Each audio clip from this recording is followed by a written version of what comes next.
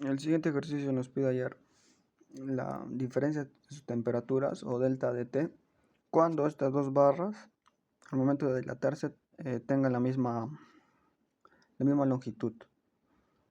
Y bueno, los datos que nos dan son que el coeficiente de la barra 1 es 5 por 5,10 elevado a la menos 5 por grados Celsius, y de la barra 2 su coeficiente es el otro. Entonces acá va a haber una diferencia de temperaturas de la barra 1, ¿no? Va a ser delta de T de la barra 1. Y obviamente, para llegar a esto, su coeficiente de dilatación, su coeficiente de calor específico, debe ser mayor que el de acá. Y pues sí, efectivamente, este coeficiente es mayor que el coeficiente de calor específico de la barra 2. Y bueno, acá también nos percatamos que acá va a haber otra diferencia de temperaturas, pero de la barra 2. Entonces, con una simple ecuación vamos a hallar el ejercicio, pero antes de eso tenemos que saber que la fórmula para hallar la diferencia de longitudes va a ser igual a longitud inicial por el coeficiente de calor de la barra por la delta o por la diferencia de temperatura, ¿no?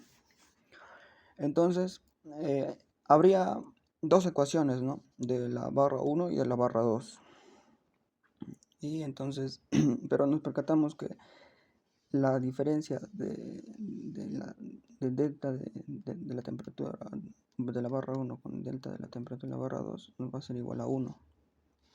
Entonces, reemplazamos delta de la temperatura 1 menos delta de la temperatura 2 va a ser igual a 1. Y bueno, empezamos a reemplazar según su ecuación es longitud inicial por el coeficiente de la barra 1 por delta de T menos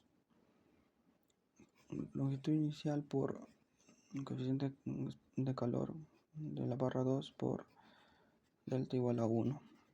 Si nos damos cuenta, su delta de T va a ser igual en ambos, ¿no?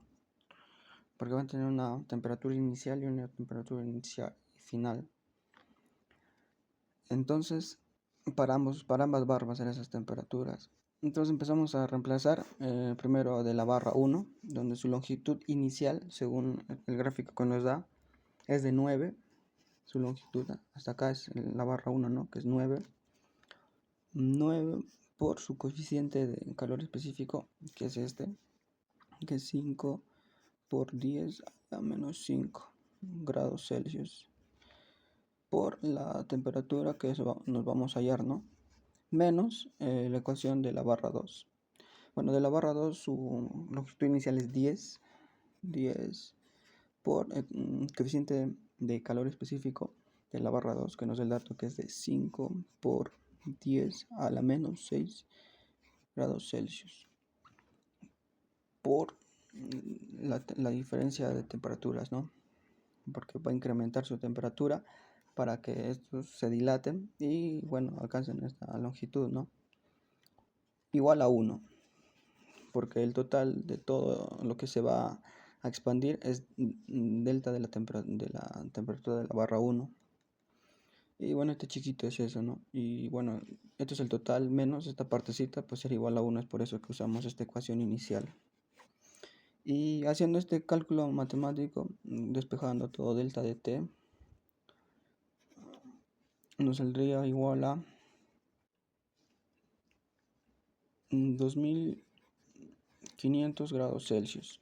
Eso será la temperatura que debe incrementar en cada barra, porque es la temperatura de ambas barras que debe incrementar para que éstas logren medir igual, ¿no? El siguiente ejercicio nos pide hallar qué cantidad de mercurio se ha derramado, lo cual nos da los datos que el coeficiente de dilatación del vidrio es esto y el coeficiente de dilatación del mercurio es el siguiente, y nos damos cuenta que el coeficiente de dilatación del mercurio es mayor, ¿no? Eso quiere decir que al momento de calentarse, como aumenta la temperatura, se va a expandir, va a crecer más rápido que el vidrio. Y nos dice que también su volumen inicial del vidrio y su volumen inicial del mercurio es de 250 centímetros cúbicos. 250 centímetros cúbicos. Bueno, prácticamente nos pide hallar esto, qué cantidad de mercurio se derramó. Entonces lo que vamos a hacer es usar la fórmula de las dos fórmulas del volumen que hay para hallar esto, ¿no? Pero primero nos damos cuenta que imaginémonos que esto no se haya derramado, está encima, ¿no?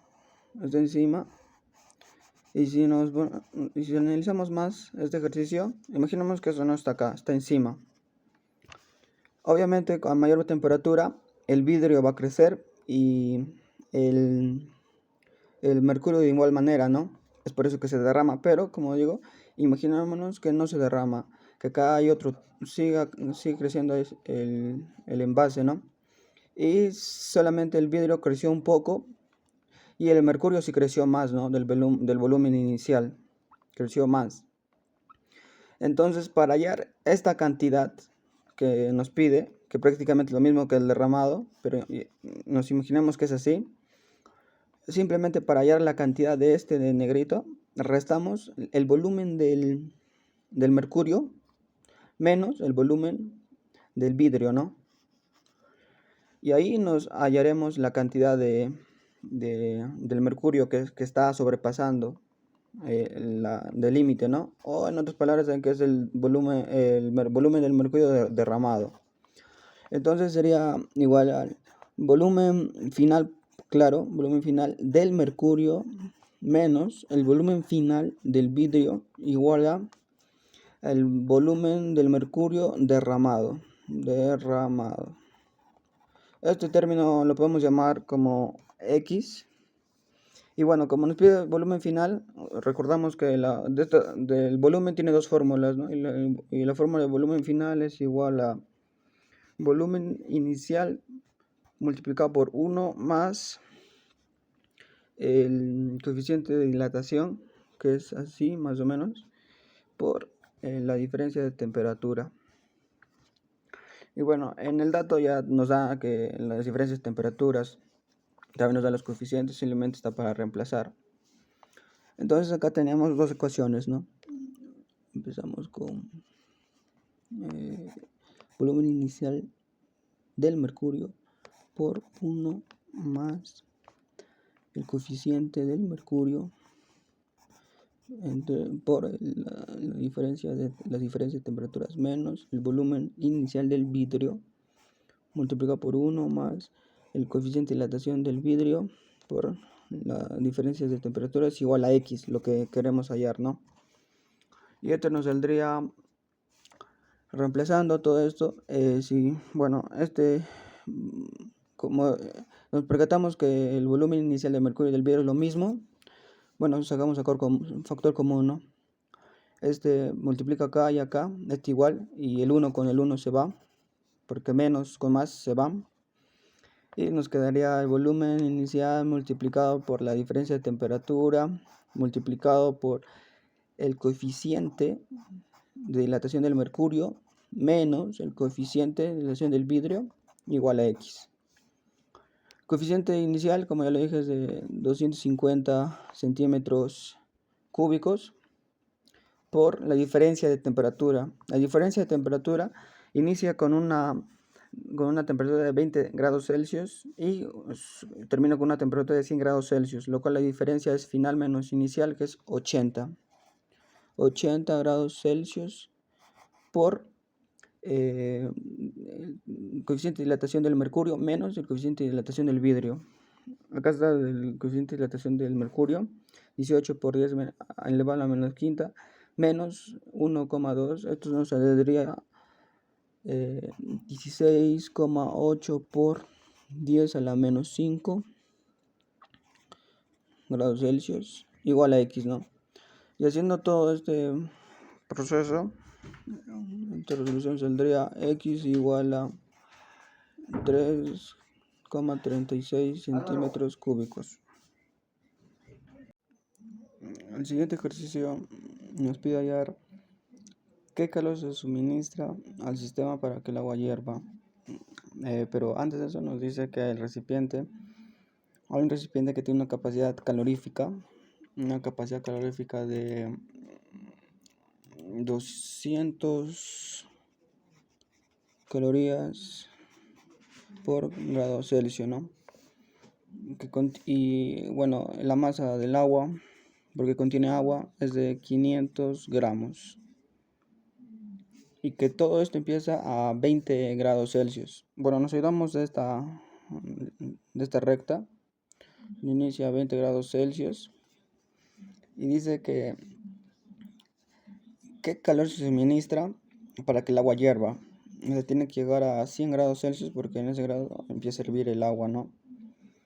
Y bueno, para que el agua hierva a esa cantidad de grados, hay un calor, que le vamos a llamar calor 1. Pero también va a haber otro calor que va a absorber el recipiente, ¿no? Donde está el agua. Entonces va a haber dos calores. El calor 2. Bueno, el primer calor lo llamamos de la siguiente forma, con la fórmula de T, que es igual a el calor específico del agua, obviamente, porque vamos a ver el primer calor, que se trata del agua por la masa, por la diferencia de temperaturas. El calor 1 sería igual al calor específico del agua, que es 1 por la masa, que es de 500 gramos. No, de 200 gramos. 200 gramos.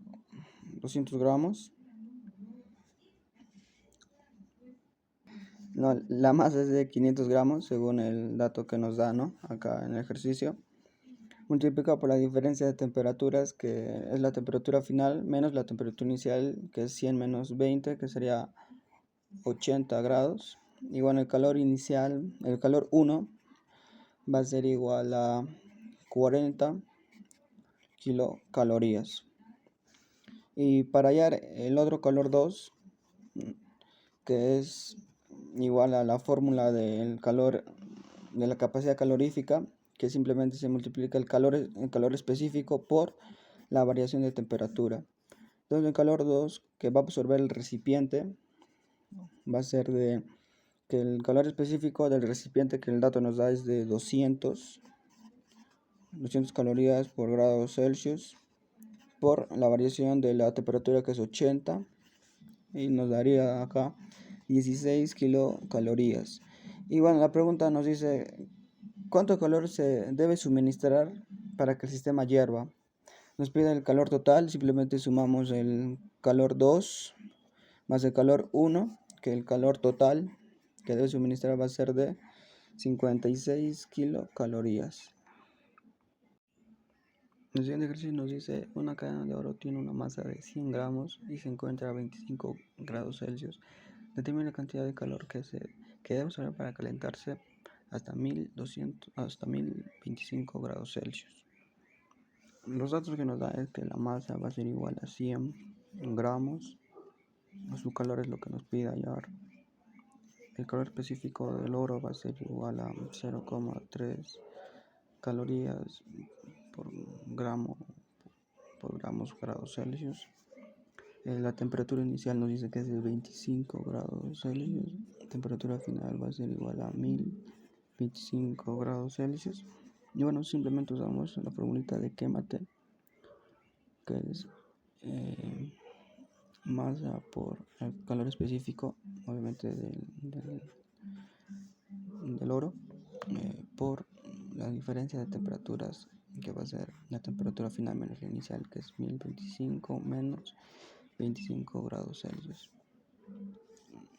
Reemplazamos la masa, que es 100 gramos, por la constante del calor específico del oro, que es 3 entre 100 por 1000, ¿no? Que es la diferencia de las temperaturas. Entonces el calor que debe absorber para que se caliente a 1225 es igual a 3000 calorías o 3 kilocalorías, que es igual cualquiera de las dos respuestas. Y esa sería la respuesta de este ejercicio.